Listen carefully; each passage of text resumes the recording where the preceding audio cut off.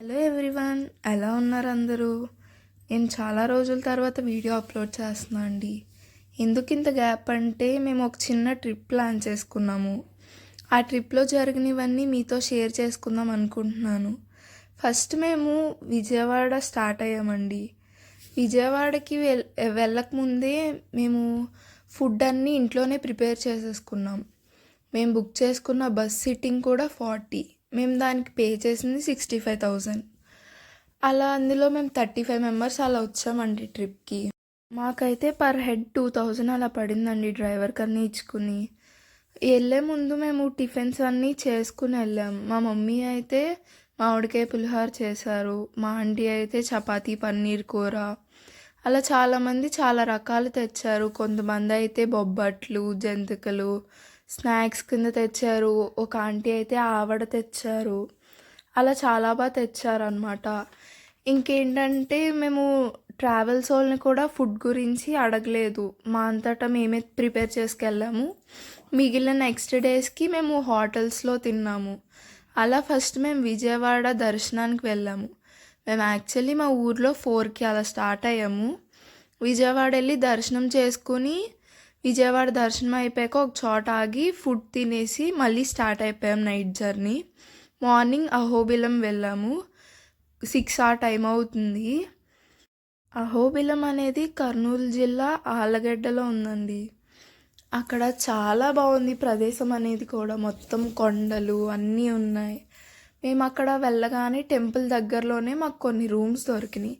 ఆ రూమ్స్లో మేము ఫ్రెష్ అవ్వడానికి మాత్రమే తీసుకున్నాము, స్టే చేయడానికి కాదు. పర్ హెడ్ 100 రూపీస్ అలా పడింది. అలా ఫ్రెష్ అయిపోయి ఫస్ట్ గుడికి వెళ్ళిపోయామండి, నరసింహస్వామి గుడికి. ఈ ఒక్క గుడి ఒక్క సైడ్ ఉంటుంది, మిగిలిన 8 గుళ్ళు ఇంకొక సైడ్ ఉంటాయండి. మొత్తం 9 గుళ్ళు ఉంటాయి అహోబిలంలో.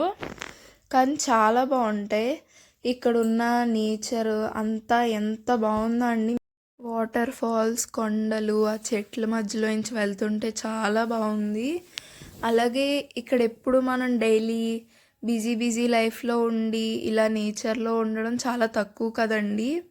కానీ అహోబిలం అనేది అసలు ఎప్పటికైనా వెళ్ళాల్సిన గుడి అది. మా ట్రిప్ అయితే ఓన్లీ 2 days అండి. మేము సండే ఈవినింగ్ ఎక్కాము, మండే, ట్యూస్డే మళ్ళీ వెన్స్డే మార్నింగ్ ఎర్లీ మార్నింగ్ 3-4 ఆ టైంకి డ్రాప్ చేస్తారు మా ప్లేస్లో. అలానే ఇంకా మా దర్శనం అయిపోయాక మేము ఎక్కడైతే ఫ్రెష్ అయ్యామో అక్కడికి ఆ ప్లేస్కి వెళ్ళిపోయాము. అక్కడే మా బస్ కూడా ఉంది. ఇంకా అక్కడికి వెళ్ళిపోయి మేము ఆల్రెడీ తెచ్చుకున్నాం అన్నాను కదండి టిఫిన్స్. ఆ టిఫిన్స్ తీసుకుని తిన్నాం. ఆవడ, పులిహోర చాలా బాగున్నాయండి. చెప్పాలంటే చాలా బాగా చేశారు ఆంటీ అయినా మా మమ్మీ అయినా. ఇంకా ఫుడ్ తినేసి అలా కొంతసేపు వెయిట్ చేసామండి. అక్కడ లగేజ్లన్నీ మళ్ళీ సర్దేసుకుని బస్సులో పెట్టేసుకున్నాము. మాకైతే దర్శనం చాలా బాగా జరిగిందండి. ఇంకా ఆ దేవుణ్ణి చూస్తూ అలా ఉండిపోవాలనిపించింది. ఆ దేవుణ్ణి దర్శనం చేసుకుని బయటకు వచ్చేస్తే ఇంకో అమ్మవారు గుడి కూడా ఉంది, అక్కడే అమ్మవారికి కూడా దర్శనం చేసేసుకొని ఇంకా మళ్ళీ మేము వెళ్ళిపోయాము.